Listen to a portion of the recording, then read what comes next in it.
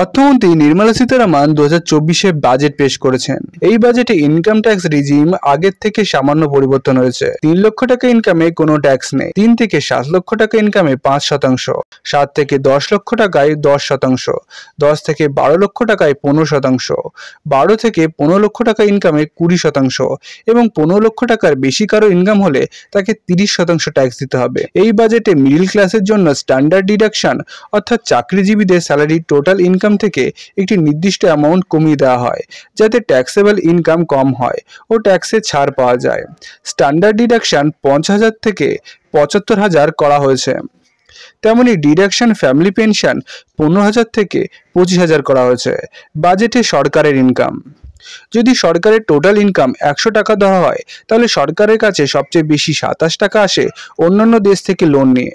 2 নম্বরে আছে income tax 19 টাকা, 3 নম্বরে আছে জিএসটি কালেকশন 18 টাকা, কর্পোরেট ট্যাক্স থেকে আসে 17 টাকা এবং ইউনিয়ন এক্সাইজ ডিউটি থেকে আসে 5 টাকা। সরকারের খরচ, সরকারের টোটাল খরচ 100 টাকা ধরা হলে তাহলে সবচেয়ে বেশি 21 টাকা খরচ করা হয় রাজ্যগুলিকে প্রাপ্ত ট্যাক্সের ভাগ দিয়ে।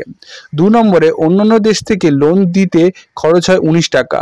3 নম্বরে সেন্টার স্কিমের জন্য 16 টাকা, ফাইন্যান্স কমিশনের জন্য 9 টাকা, সেন্টার স্পন্সর স্কিমের জন্য 8 টাকা, ডিফেন্সের জন্য 8 টাকা, সাবসিডিতে 6 টাকা, পেনশনের জন্য 4 টাকা।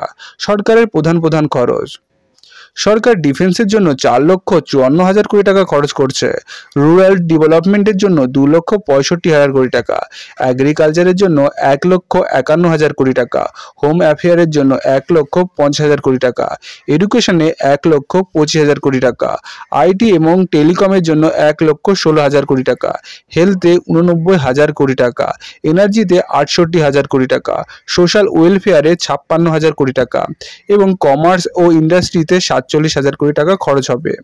কোন কোন জিনিসের দাম কমলো? 3টে জীবনদায়ী ক্যান্সার ওষুধের উপর কাস্টম ডিউটি তুলে নেওয়া হয়েছে। মোবাইল ফোন উপর 15% ছাড় দেওয়া হয়েছে। সোনা, রূপো, প্ল্যাটিনামের উপর 6 থেকে 6.4% কাস্টম ডিউটি কম করা হয়েছে। মাছের খাবারের উপর 5% এবং সোলার প্যানেলের উপর সম্পূর্ণ কাস্টম ডিউটি তুলে নেওয়া হয়েছে। 25 রকমের ক্রিটিক্যাল মিনারেলের উপর সম্পূর্ণ কাস্টম ডিউটি তুলে নেওয়া হয়েছে।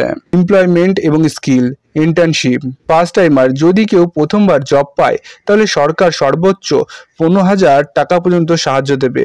এটি 3টি ইনস্টলমেন্টে পাওয়া যাবে। ধরা হয়েছে এর দ্বারা 2.1 কোটি ইউথ লাভবান হবে। 20 লক্ষ ইউথকে 5 বছরের স্কিল দেওয়া হবে। 1000টি ইন্ডাস্ট্রিয়াল ট্রেনিং ইনস্টিটিউশন আপগ্রেড করা হবে।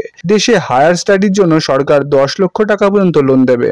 অন্ধ্রপ্রদেশ ও বিহারের প্রাপ্তি, এইবারের বাজেটে সবচেয়ে বেশি লাভবান হয়েছে অন্ধ্রপ্রদেশ ও বিহার। অন্ধ্রপ্রদেশের জন্য 15,000 কোটি টাকা এবং বিহারের জন্য 58,900 কোটি টাকা দেওয়া হয়েছে।